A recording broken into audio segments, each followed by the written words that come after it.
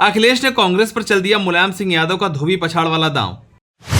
BJP बोली महाठग को ही ठग लिया। यूपी उपचुनाव से पहले सपा कांग्रेस के बीच सीट बंटवारे को लेकर शुरू हुआ हंगामा। अखिलेश ने अचानक से कर दिया बड़ा ऐलान। यूपी में अखिलेश को फ्री हैंड रणनीति या मजबूरी? क्या कांग्रेस ने हरियाणा की हार से सबक ले लिया है?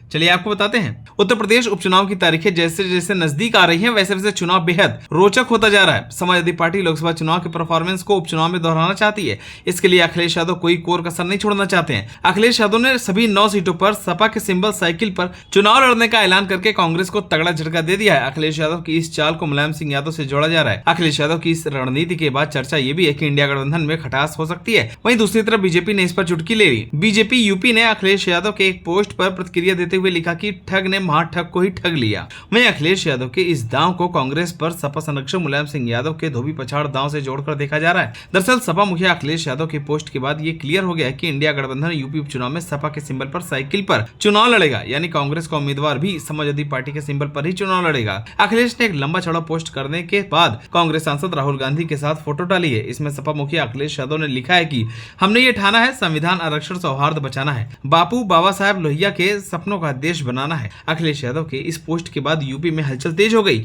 अब इसी पोस्ट पर यूपी बीजेपी के आधिकारिक एक्स से प्रतिक्रिया दी गई है। इसमें लिखा गया है कि ठग ने महाठग को ही ठग लिया। इसमें समाजवादी पार्टी को ठग और कांग्रेस को महाठग बताया गया है। वहीं बीजेपी के नेताओं का कहना है कि कांग्रेस की इस दुर्दशा की वजह खुद कांग्रेस है, क्योंकि कांग्रेस ने हरियाणा और मध्य प्रदेश विधानसभा चुनाव में समाजवादी पार्टी के साथ जो किया है, वही आज मुलायम सिंह यादव का धोबी पछाड़ दांव अखिलेश यादव ने कांग्रेस को दे दिया। 5 सीट की मांग करने वाली कांग्रेस अब बिना उपचुनाव लड़े ही संतोष कर रही है। आपको बता दें कि 2024 के लोकसभा चुनाव में इंडिया गठबंधन के तहत कांग्रेस और सपा मिलकर लड़ी थी। सपा कांग्रेस की सियासी केमिस्ट्री यूपी के लोकसभा चुनाव में हिट रही।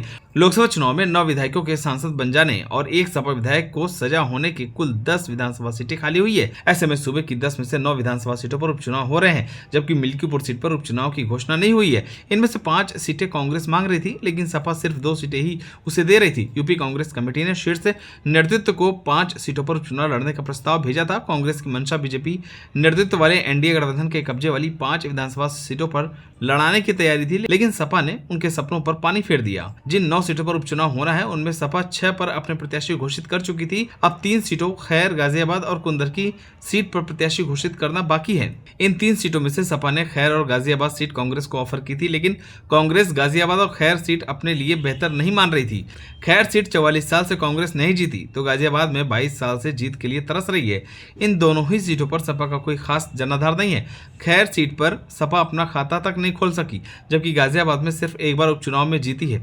ऐसे में कांग्रेस की कोशिश फूलपुर, मीरापुर और मझवा सीट की थी। फूलपुर सीट कांग्रेस के लिए छोड़ने की चर्चाओं के बीच बुधवार को सपा प्रत्याशी मुस्तफा सिद्दीकी ने अपने नामांकन भी दाखिल कर दिए। इंडिया गठबंधन के तहत मध्य प्रदेश, हरियाणा और महाराष्ट्र विधानसभा चुनाव में जिस तरह सीटों के बंटवारे को लेकर कांग्रेस ने सपा की अनसुनी की, कुछ उसी तरह उत्तर प्रदेश में हो रहे विधानसभा चुनाव में सपा अपनी हनक कम नहीं पड़ने देना चाह रही थी। सपा ने कांग्रेस के लिए उन्हीं सीटें छोड़ी थी जहां पर बीजेपी काफी मजबूत स्थिति में है। कांग्रेस को मिलने वाली खैर और गाजियाबाद दोनों ही सीटों पर उसकी जीत की संभावना नजर नहीं आ रही थी।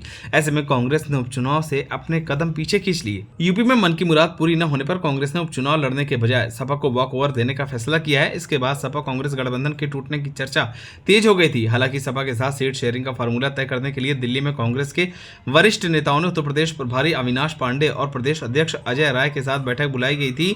इसके बाद ही कांग्रेस नेतृत्व ने सपा को यूपी उपचुनाव न लड़ने की जानकारी दी, जिसके बाद अखिलेश यादव ने ट्वीट करके इंडिया गठबंधन के टूटने के कयासों पर फुल स्टॉप लगा दिया। अब देखने वाली बात होगी क्या अखिलेश यादव अपनी इस नई रणनीति पर कामयाब हो पाते हैं या नहीं। आप सभी को क्या लगता है, हमें कमेंट कर जरूर बताएं। अगर आप नए तो हमारे चैनल को सब्सक्राइब करें।